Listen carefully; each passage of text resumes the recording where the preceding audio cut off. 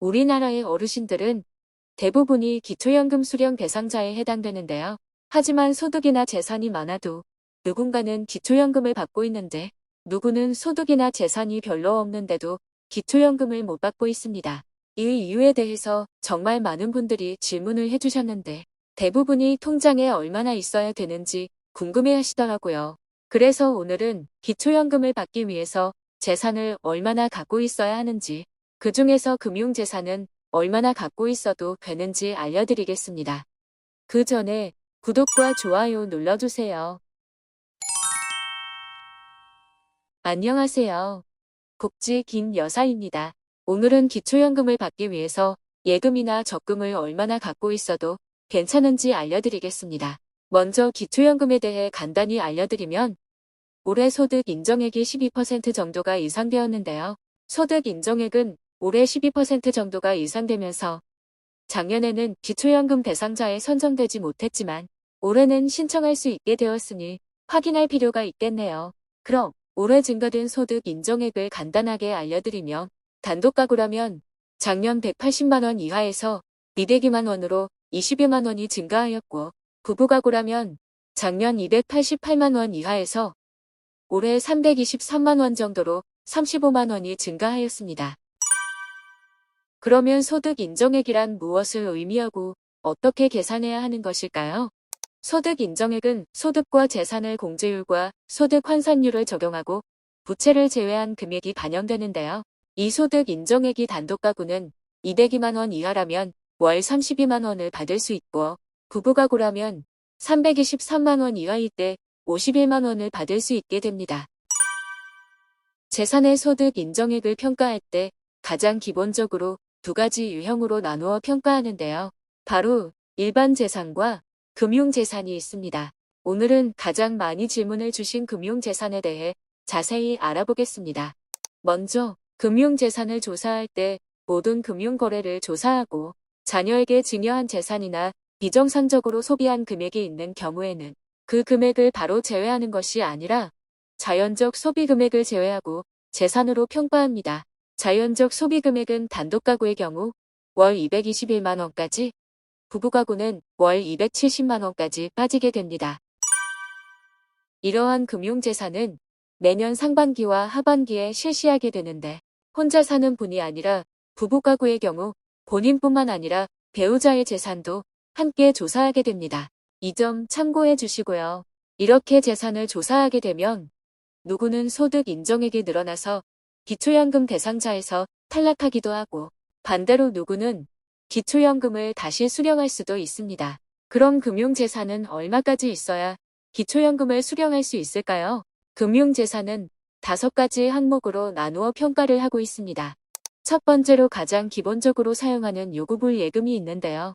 요구불 예금은 3개월치 잔액을 평균하여 평가합니다. 여기서 요구불 예금이라는 단어가 매우 생소하다고 느끼는 분들이 계신가요? 요구불 예금이란 자유롭게 입출금을 할 수 있는 월급 통장이나 특거래 통장이 해당됩니다. 반대로 요구불 예금에 해당되지 않는 통장은 정기적금이나 정기예금 상품이 있습니다. 두 번째는 정기예금과 적금입니다. 여기에 해당되는 금융재산은 정기적으로 납입하는 상품을 말하며 목돈을 모으기 위해 매달 정기적으로 저축하고 있는 정기적금과 한 번에 통장에 돈을 넣어두고 정해진 이자를 받는 정기예금이 있습니다. 세 번째는 주식으로 평가 방법은 기초연금을 신청할 때 최종 시세를 기준으로 평가하며 네 번째는 정기적으로 지급되는 연금성 소득 및 연금의 최종 잔액을 기준으로 평가합니다. 마지막으로 보험이나 보험성 저축입니다. 보험 같은 경우 기초연금 신청 시 해약 환급 금액을 기준으로 금융재산으로 평가하는데요. 그런데 보험과 관련해서 특이한 조건이 있어서 설명해 드릴게요. 일반적으로 보험 계약자와 수익자 모두 본인인 경우 본인의 재산으로 반영되는 것은 당연하겠죠. 하지만 이러한 경우 말고도 부모님이 자녀에게 보험을 들어주는 경우가 있죠. 이렇게 부모님이 자녀에게 보험을 들어주는 경우에도 부모님의 재산으로 반영하게 되는 점 참고해 주세요. 그러면 다른 재산 없이 예금이나 적금으로 얼마까지 갖고 있어도 될까요? 먼저 예금과 적금의 소득 환산액을 계산해야 하는데요. 만약 통장에 2억 5천만 원이 있을 때 통장에 들어있는 돈을 월소득 환산액으로 계산하면 월 76만 원이 나오는데요. 이 금액은 본인의 금융재산의 기본 공제액 2천만 원 빼고 소득 환산율인 4%를 곱한 뒤 그 금액을 12개월로 나누면 소득 인정액이 나옵니다. 그리고 통장에 있는 돈은 이자가 붙게 되니까 이자까지 소득으로 봐야 하는데요.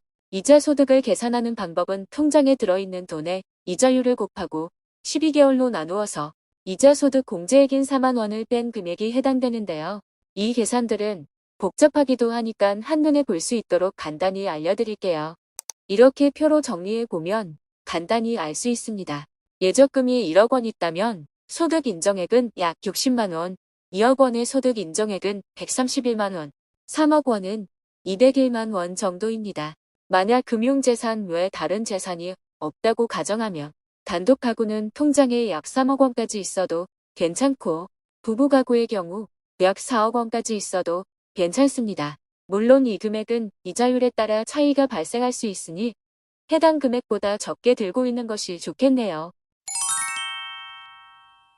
오늘은 기초연금 대상자분들이 가장 많이 궁금해했던 금융재산의 소득 인정액에 대해 알아보았습니다. 우리나라의 어르신분들 중에서 70%는 기초연금 대상자에 해당된다고 하는데요.